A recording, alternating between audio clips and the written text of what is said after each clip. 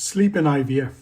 A large cohort study of more than 1,200 women having IVF in China has found that unhealthy sleeping characteristics do indeed have some adverse effect on outcome.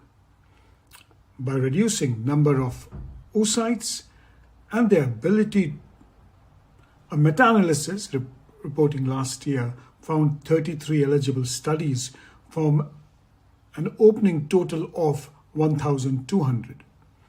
However, despite the volume of studies, no firm conclusion was drawn other than sleep may be an original and innovative parameter to consider in the reproductive field.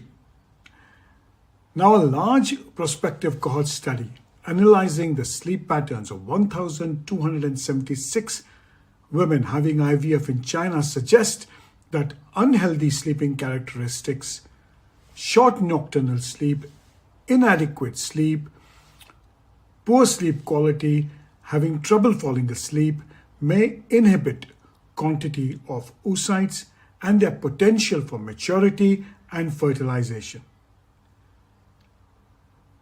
Specifically, women who had slept for less than 7 hours at a night and reported trouble having a sleep had fewer IVF oocytes retrieved and lower quality than those sleeping 7 to 8 hours. And that was a reference duration. Additionally, those who reported a poor sleep quality had 20% lower fertilization rate than the women who reported a good sleep. And women with trouble falling asleep on more than 3 occasions a week had fewer M2, that is metaphase 2, oocytes and embryos available than those who had no trouble falling asleep. However, the analysis did curiously find that women who slept from 9 to 10 hours per night also had a lower chance of clinical pregnancy than those within the reference duration of sleep.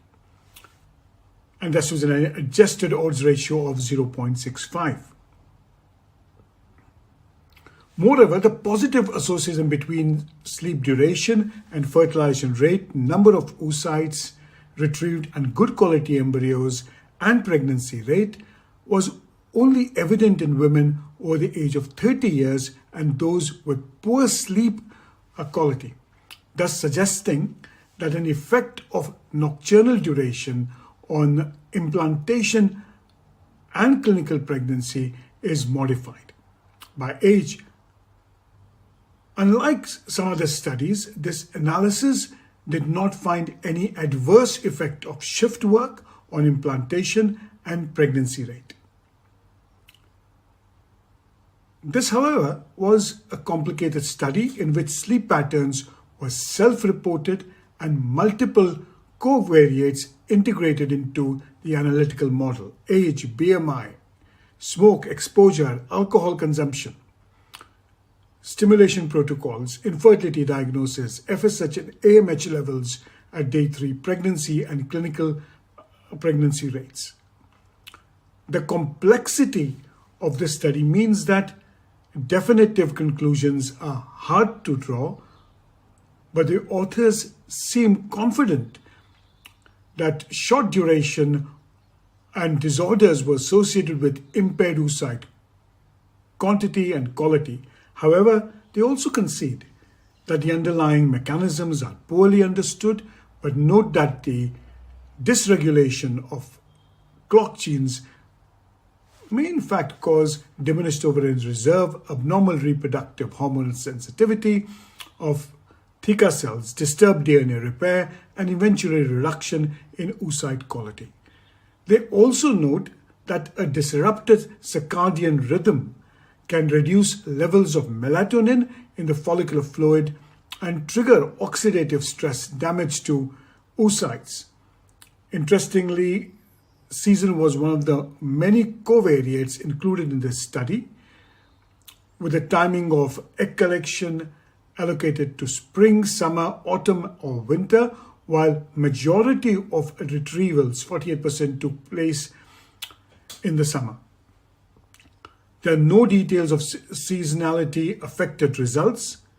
However, A recent retrospective study analyzing more than 3,000 frozen transfers with oocyte retrieval programmed in a single US center between 2012 and 2017 found that patients with egg collections carried out in summer months had a 45% greater chance of clinical pregnancy and 42% live birth rate than those with retrieval dates in winter. However, there was no association between date of embryo transfer and treatment outcomes, suggesting to the authors that any seasonality effects in vitro fertilization success related to ovarian function and not uterine receptivity.